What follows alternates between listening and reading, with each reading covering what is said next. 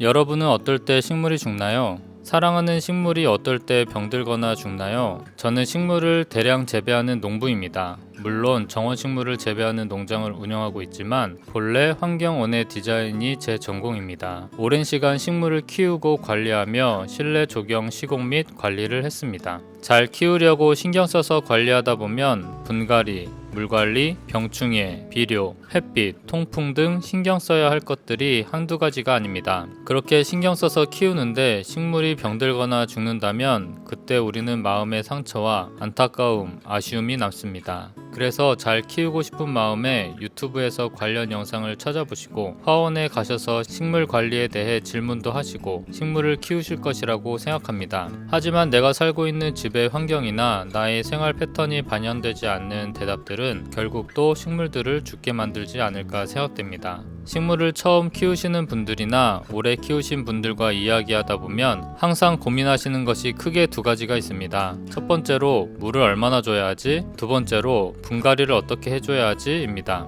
이 문제에 대해 유튜브에 많은 분들이 올리신 영상들이 있지만 지금부터 말씀드릴 분갈이와 물관리, 두 마리 토끼를 잡는 법을 보시고 따라해 보신다면 여러분들은 적어도 이 문제에 대해서는 더 이상 고민하실 부분이 없어지실 것입니다. 첫 번째로 물관리.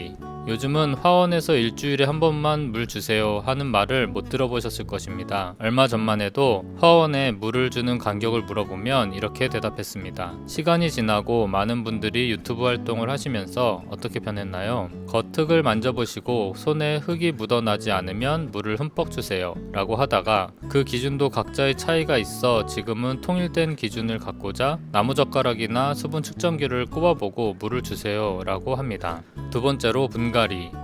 유튜브에 보면 식물을 사와서 제일 처음 분갈이를 하라고 합니다. 나의 주거 환경에 맞는 흙으로 분갈이를 해주면 식물이 적응해서 잘 살 수 있다고 합니다. 여러분들은 어떠신가요? 식물을 사오자마자 분갈이를 했더니 잘 사나요?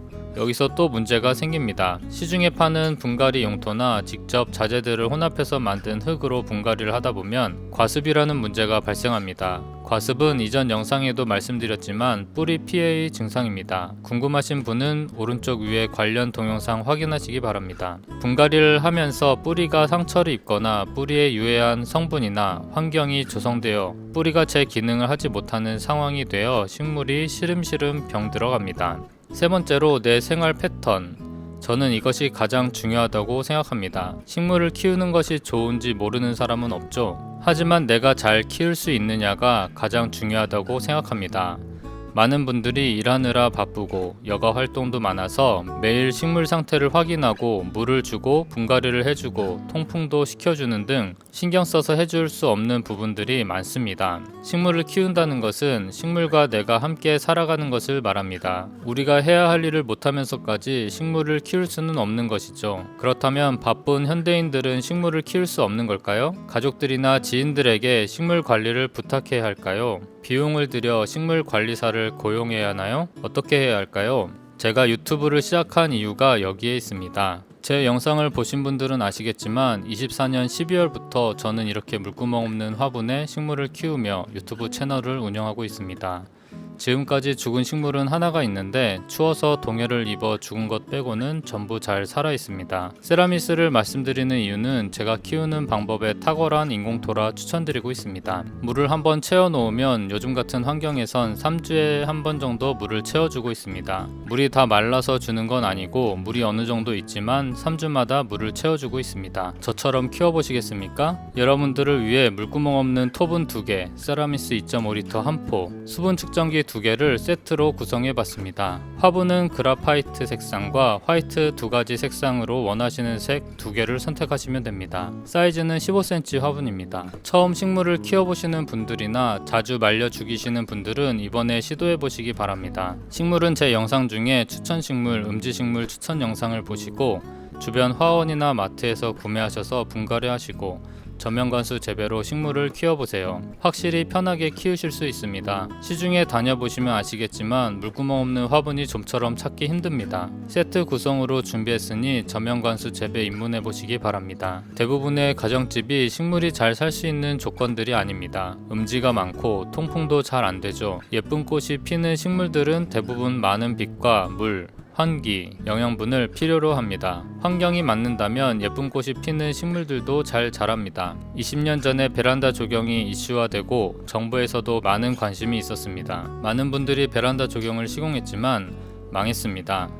그 당시 적게는 500만원부터 많게는 몇천만원까지 비용을 들여서 집 베란다에 예쁜 꽃을 잔뜩 심어 정원을 만들었지만 망했습니다. 더 이상 베란다에 실내 조경을 하지 않습니다. 왜 망했을까요? 예쁜 꽃을 심어 놓으면 예쁘죠.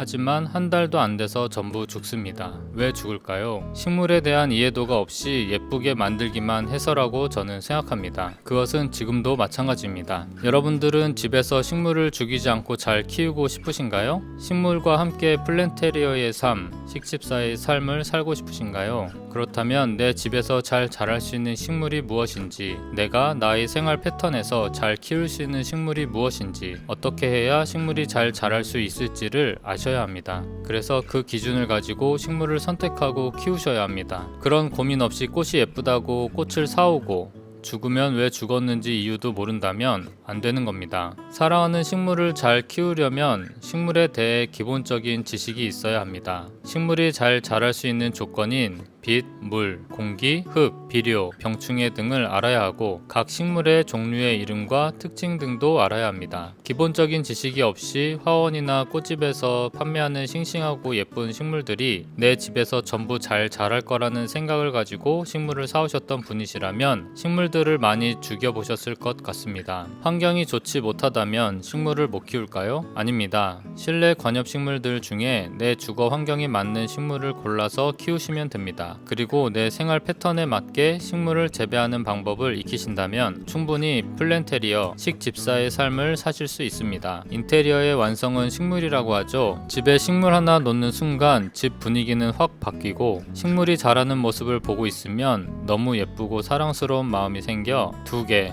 3개 식물이 점점 늘어나게 됩니다. 지금부터 식물을 편하게 키울 수 있는 방법으로 분갈이하는 법과 물 관리하는 법을 말씀드리려고 합니다. 대부분의 실내 관엽 식물들은 아열대 지방의 식물들입니다. 관엽 식물들은 수경 재배가 대부분 가능하고 뿌리가 물에 들어가 있어도 과습에 걸려 죽지 않습니다. 저는 분갈이할 때 뿌리를 자르지 않습니다. 포트를 빼서 뿌리 부분을 보시면 대부분의 뿌리는 바닥 쪽으로 돌아 있다고 표현하는데 서클링 되어 있습니다. 뿌리가 꽉 찼을 때 이 부분을 자르는 분들도 계시는데 저는 자르지 않습니다. 자를 수도 있지만 안 잘라도 됩니다. 괜히 잘랐다가 죽는 것보다 안 죽는 게 좋겠죠? 뿌리가 닿지 않은 윗부분의 흙은 조금 덜어냅니다. 왜냐하면 윗부분의 흙을 채웠을 때 새로 채운 흙과 기존의 흙이 뒤섞여 지저분해져 보이기 때문입니다. 그리고 뿌리가 돌아있는 부분의 흙은 털어내지 않습니다. 흙을 털게 되면 나중에 흙을 채울 때 뿌리 사이사이까지 흙이 들어가지 않는 경우가 많습니다. 영양분이 없는 흙이라고 하시는데 영양분이 필요하다면 비료나 양액을 주면 됩니다. 그리고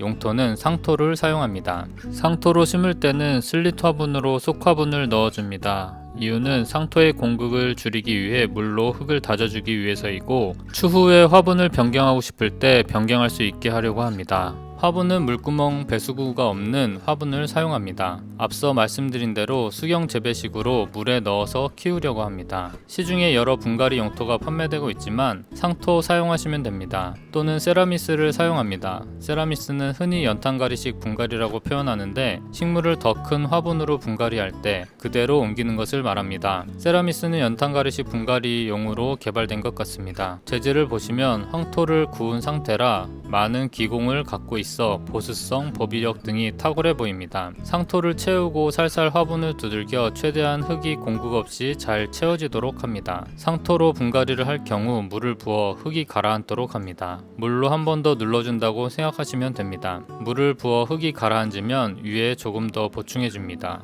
세라미스는 물로 세척한 것을 사용합니다. 세라미스도 채워주시고 화분을 톡톡 두들겨 흙을 다져줍니다. 분갈이를 다 끝내고 수분 측정기를 꽂고 물을 가득 채워줍니다. 세라미스용 수분 측정기는 물이 없을 때는 빨간색이고 물이 있으면 파란색으로 변합니다. 시중에 수분 측정기가 많이 있지만 오류가 있어 보입니다. 이 수분 측정기는 모세관 현상과 증발을 이용한 방법으로 단순한 구조입니다. 분갈이가 완성되었습니다. 물이 바닥까지 내려가 있어도 아까 뿌리 모양을 보여드렸지만 뿌리는 뿌리는 아래쪽으로 돌아 있기 때문에 물이 바닥에 남아 있다면 식물은 물이 부족하지 않은 상태입니다. 또한 물속에서도 식물은 뿌리 호흡을 하지만 물이 바닥에 있을 시 윗부분은 건조한 상태라 뿌리 호흡에도 방해가 되지 않습니다. 혹시라도 물 주는 시기를 놓쳤다 해도 물이 마르는 시간이 또 있기 때문에 1주에서 2주 정도는 식물이 버틸 것 같습니다. 정리하자면 대략 한 달 정도 물 관리에 여유가 있다고 생각됩니다. 한 달마다 물을 주시라는 것은 아니고요. 주기적으로 물을 채워주시되 바쁘거나 깜빡 잊거나 여행을 간다거나 등 식물이 사람의 관리가 없어도 살 수 있는 여유가 있다는 것입니다. 또한 물에 넣어서 재배를 하면 성장을 조절할 수 있습니다. 물구멍 있는 화분에서 키우는 것보다 성장이 천천히 됩니다. 식물이 너무 빨리 커서 부담이 되신다면 이 방법으로 키워보세요. 천천히 자라는 것을 보실 수 있습니다. 빨리 키우고 싶으시다면 양액을 주시면 됩니다. 이렇게 키우시다가 식물이 점점 커져서 다시 큰 분으로 분갈이 하시고 싶으시다면 물구멍 없는 더 큰 화분에 똑같이 분갈이 하시고 물을 채워서 재배하시면 됩니다. 식물이 클수록 증산작용이 물리적으로 크기 때문에 더 큰 저수량이 필요합니다. 만약 궁금한 사항이 있으시다면 설명란에 오픈 채팅방 링크가 있습니다. 들어오셔서 문의 주시면 답변 드리겠습니다. 플랜트 가이드 카카오 오픈 채팅방에 몇 분 안 계시지만 식물을 키우는 이야기를 나누다 보면 식물을 사랑하는 마음이 느껴집니다.